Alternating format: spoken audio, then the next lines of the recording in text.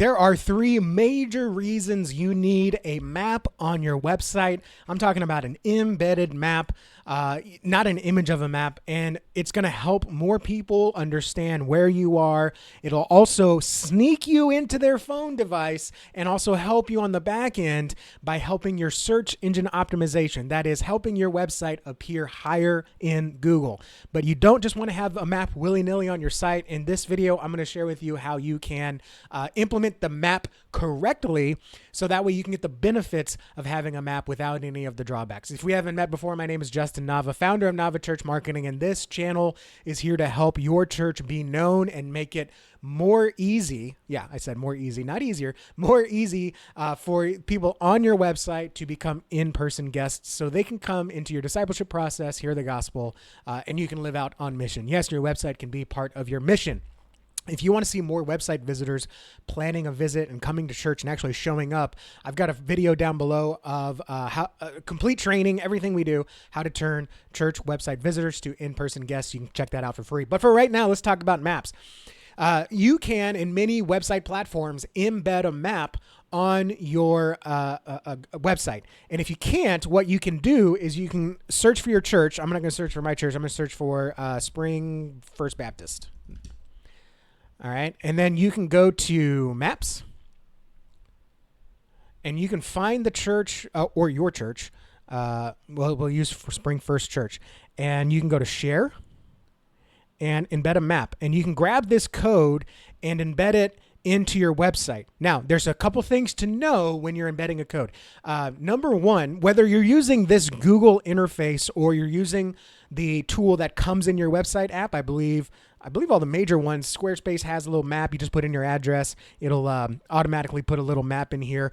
Now, when you do this, a couple things to be aware. Number one, what I see a lot of churches do is they zoom in really far.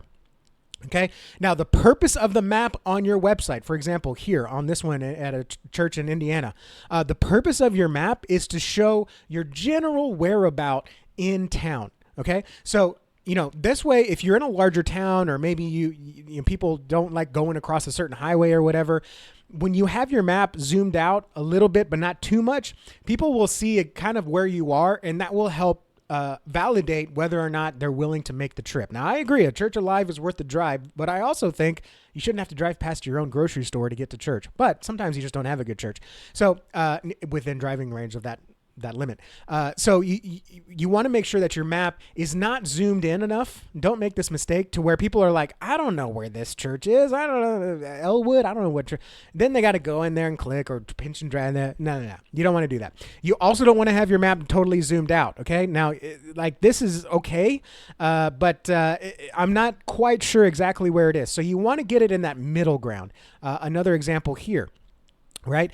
This is a smaller town, so we can zoom out, but we know it's kind of north central Wiley in that area. So I can immediately look at this and say, yeah, I'm in that area. That's not too far from me. Or someone might say, you know what, that's way too far. I'm on the other side of town. I'm not anywhere near that. And they back out. And that's okay. We want to help people make the decision whether or not they can come. We don't want them to see this, get their hopes up, and then, it's completely out of driving distance. Now, the other reason number two, you want a map on your site is on a mobile device, they can actually click here and it'll bring up the Maps app.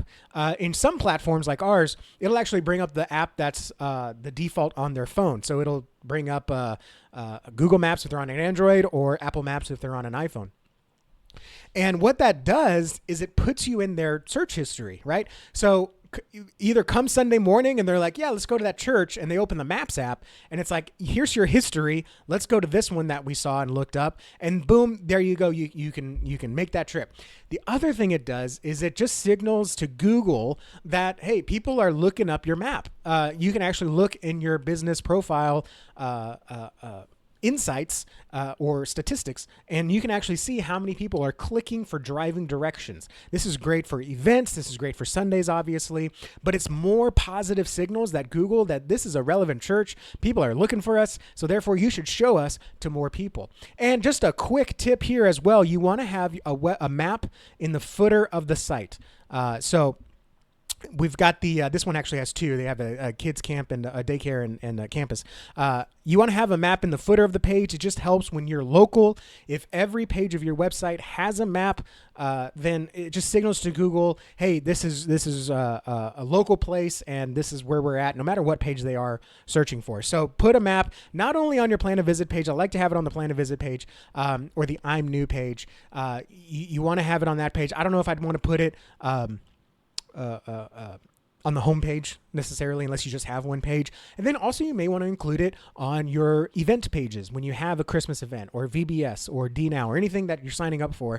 Go ahead and have a map there. That way it just signals to the people that don't know where your church is kind of where it is. And those are the three main reasons. Number one, it helps people know where you are just at a glance. Don't zoom in too far. Don't zoom out too far. Number two, they can click on it. Now you're in their history so they can see you again next time they open up the Maps app. It's just another positive reinforcement. And then number three, get that map in bed. Also put it in your footer. That way you have it in each of your pages.